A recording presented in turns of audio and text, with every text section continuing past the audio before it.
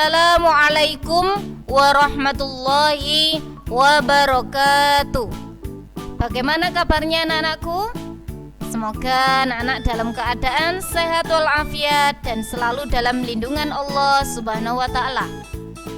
Alhamdulillah, kali ini kita sudah memasuki pembelajaran pada semester 2 atau semester genap.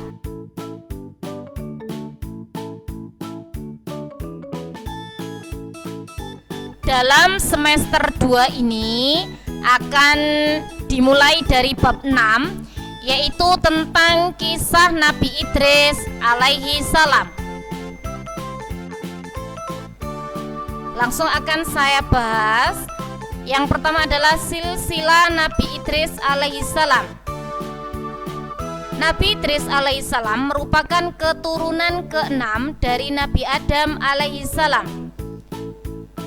Beliau adalah putra dari Yarid. Yarid berarti nama ayahnya Nabi Idris alaihissalam. Beliau dilahirkan di Babil. Babil itu adalah sebuah nama sungai yang diapit oleh dua sungai, yaitu Ifrat dan Trigis. Nabi Idris alaihissalam diangkat menjadi Rasul ketika usia 82 tahun dan bertempat tinggal di Mesir.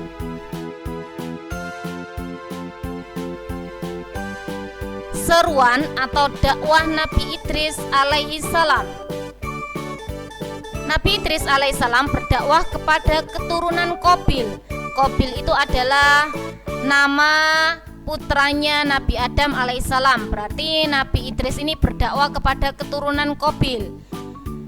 Beliau mengajarkan tauhid. Tauhid itu artinya mengesahkan Allah dan beribadah kepada Allah. Jadi kalau zaman dulu, zaman sebelum Nabi Muhammad SAW, kalau menyembah Allah, mengesahkan Allah dan beribadah kepada Allah, itu berarti masuk pada agama tauhid. Agamanya dinamakan agama tauhid. Tauhid artinya mengesahkan Allah atau beribadah kepada Allah. Yang ketiga, Nabi Idris alaihissalam memberi petunjuk kepada pengikutnya agar selalu berada dalam kebenaran, menyelamatkan diri dari siksa api neraka dan siksa dunia. Ajaran Nabi Idris alaihissalam. Nabi Idris alaihissalam adalah orang yang pertama kali mengajarkan tentang menjahit, tulis menulis dengan pena, ya. Jadi tulis menulis dengan pena ini pertama kali ada ketika zamannya Nabi Idris alaihissalam. Yang ketiga, ilmu perbintangan, membuat baju perang yang gunanya untuk mempertahankan diri dari serangan-serangan musuh. Ini adalah beberapa hal yang diajarkan oleh Nabi Idris pertama kali. Kemudian ada menjinakkan kuda liar. Ini yang termasuk salah satu mukjizat dari Nabi Idris alaihissalam.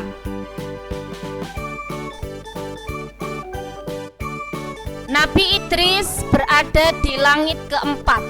Bagaimanakah ceritanya? Jadi Nabi Idris ini berada di langit keempat dibawa oleh malaikat. Awalnya bagaimana? Awalnya Nabi Idris ini ingin melihat surga dan neraka.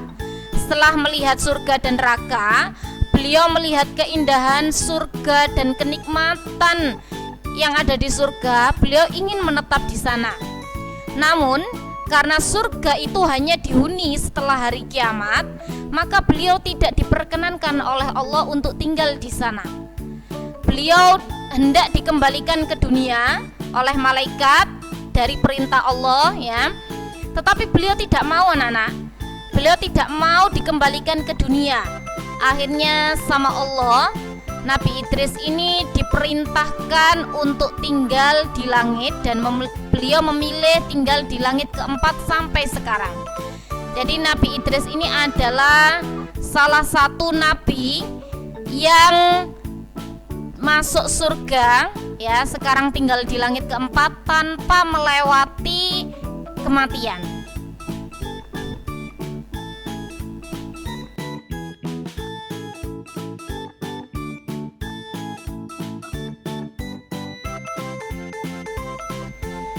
Anak-anak, untuk lebih jelasnya mari kita saksikan bersama-sama kisah Nabi Idris dalam video berikut ini.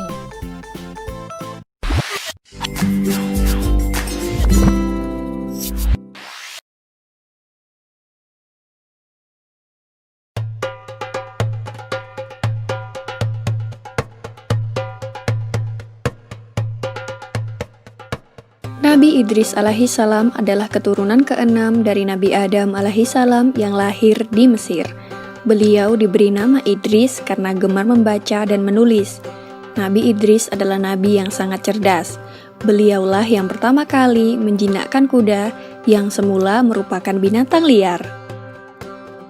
Setelah menjinakkannya, kini binatang kuda itu bisa dijadikan tunggangan atau untuk mengangkut berbagai barang. Orang-orang yang baru melihat hal ini merasa heran karena Nabi Idris dapat menempuh perjalanan dengan sangat cepat daripada mereka yang masih berjalan kaki. Dengan adanya kendaraan ini, kaum Nabi Idris sangat terbantu dan menjadi semakin makmur. Nabi Idris menjadi orang yang paling disegani dan menjadi seorang panutan. Di dalam Al-Quran, Nabi Idris digolongkan sebagai manusia yang sabar karena beliau tidak mudah putus asa dalam menghadapi tantangan dan rintangan seberat apapun. Nabi Idris merupakan manusia pertama yang mulai menulis dengan pena dan dianugerahi berbagai kepandaian oleh Allah. Di antaranya ilmu alam semesta, ilmu tulis-menulis, dan ilmu berhitung. Beliau pula yang pertama kali menjahit baju sehingga membuatnya lebih nyaman dipakai daripada baju yang masih terbuat dari daun dan kulit hewan.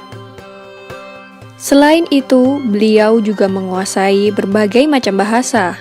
Oleh karena itulah, beliau dapat dengan mudah berkomunikasi dengan manusia lainnya. Beliau juga pandai membangun rumah sederhana yang indah dan nyaman, sehingga banyak orang dari berbagai daerah yang menirunya dan meminta bantuannya. Dengan ditemukannya berbagai teknologi hasil penemuan dari Nabi Idris yang membuat kaumnya lebih makmur, kaum anak cucu Nabi Adam lainnya yang berasal dari Qabil menjadi sangat iri. Mereka pun mulai merencanakan sesuatu yang jahat dan mengganggu kaum Nabi Idris yang sedang bekerja. Semakin hari, kaum dari Qabil semakin bertambah jahat. Mereka mulai berani merampas harta benda kaum Nabi Idris dan melukai para perempuan dan anak-anak. Jumlah mereka pun juga semakin bertambah banyak, karena orang-orang yang tidak mau bekerja ikut menjadi golongan dari kaum keturunan Qabil. Karena kejahatan kaum keturunan Qabil semakin meresahkan, para penduduk pun mulai melaporkan berbagai kejadian itu kepada Nabi Idris. Nabi Idris lalu pergi menuju sebuah bukit dan memohon pertolongan kepada Allah Subhanahu wa Ta'ala. Pada usia 82 tahun itulah, Nabi Idris diangkat menjadi seorang rasul untuk memberikan peringatan kepada seluruh umat manusia. Maka Nabi Idris dengan segera melaksanakan tugasnya sebagai rasul dan memberikan peringatan kepada kaum keturunan Qabil untuk kembali ke jalan yang benar. Nabi Idris berkata kepada mereka, "Hai saudaraku, berhentilah mengerjakan perbuatan jahat dan mungkar. Ikutilah jalan kebenaran seperti yang diajarkan Nabi Adam." Namun setelah diperingatkan oleh Nabi Idris, kaum keturunan Qabil malah menjadi sangat marah. Mereka malah menantang Nabi Idris untuk berperang. Maka Nabi Idris dan para pengikutnya mulai membuat berbagai peralatan perang dan membuat benteng pertahanan guna menahan serangan kaum keturunan Qabil. Akhirnya peperangan pun terjadi. Selain menjadi seorang nabi dan rasul, Nabi Idris juga merupakan seorang panglima perang. Beliau berperang dengan gagah dan berani sehingga mendapatkan julukan Asadul Usud yang berarti singa dari segala singa karena tidak pernah berputus asa dalam menjalankan tugasnya untuk memerangi kejahatan. Nabi Idris adalah ahli strategi yang sangat pintar, sehingga beliau dan pasukannya selalu dapat memenangkan berbagai pertempuran. Namun semakin hari, kaum keturunan Qabil yang mungkar dan durhaka itu makin bertambah banyak jumlahnya, dan tidak terhenti menyerang para wanita dan anak-anak dari kaum Nabi Idris. Maka Allah Subhanahu wa Ta'ala memerintahkan Nabi Idris beserta kaumnya untuk berhijrah dan meninggalkan negerinya untuk menuju tempat yang lebih aman. Demikianlah kisah Nabi Idris alaihissalam yang tiada henti berperang dengan kaum keturunan Qabil. Nama Nabi Idris diabadikan di dalam Al-Quran dalam surat Maryam ayat 56 dan 57. Semoga kisah ini dapat mempertebal iman kita kepada para nabi dan Rasul Allah Subhanahu wa Ta'ala. Amin ya Rabbal Alamin. Bagaimana anak-anak kisah Nabi Idris alaihissalam tadi? Setelah kita menyaksikan bersama kisah Nabi Idris alaihissalam, kita bisa mengambil kesimpulan, kita bisa mengambil pelajaran dari kisah tersebut, yakni yang pertama, Nabi Idris alaihissalam adalah orang yang semangat dalam belajar. Beliau itu sejak kecil sudah terkenal rajin belajar, sehingga beliau menjadi pandai. Yang kedua, manusia diciptakan oleh Allah Subhanahu wa Ta'ala, lalu diberi akal oleh Allah, sehingga akal yang diciptakan oleh Allah tadi harus kita gunakan sebaik-baiknya untuk belajar supaya bisa menjadi pandai seperti Nabi Idris.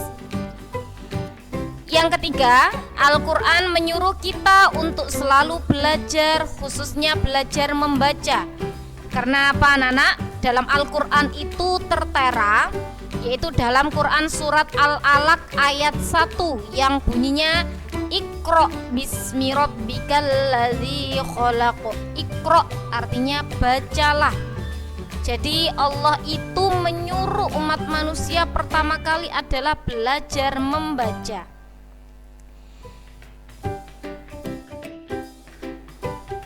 Ya, ini sifat wajib bagi Nabi dan Rasul. Ada 4 yang perlu kita ketahui. Yang pertama adalah sidik, artinya benar. Amanah artinya dapat dipercaya. Jadi Nabi dan Rasul itu tidak mungkin tidak dapat dipercaya. Mereka tidak mungkin berkhianat. Tabligh, tabligh artinya menyampaikan. Maksudnya menyampaikan di sini adalah menyampaikan wahyu, menyampaikan apa yang diperintahkan oleh Allah kepada siapa? Kepada umat manusia. Yang keempat adalah fatona. Fatona artinya cerdas atau mahir.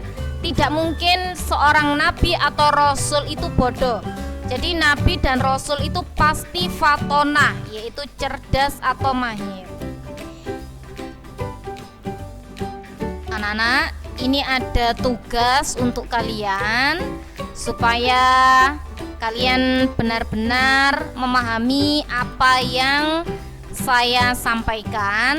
Ada tugas 1 sampai 10. Ditulis soalnya di buku tulis pendidikan agama Islam. Setelah ditulis soalnya, kemudian anak-anak jawab. Saya bacakan soalnya ya. Yang pertama, Nabi urutan kedua setelah Nabi Adam alaihissalam adalah titik-titik. Yang kedua, Nabi Idris alaihissalam diangkat menjadi Rasul ketika umur berapa?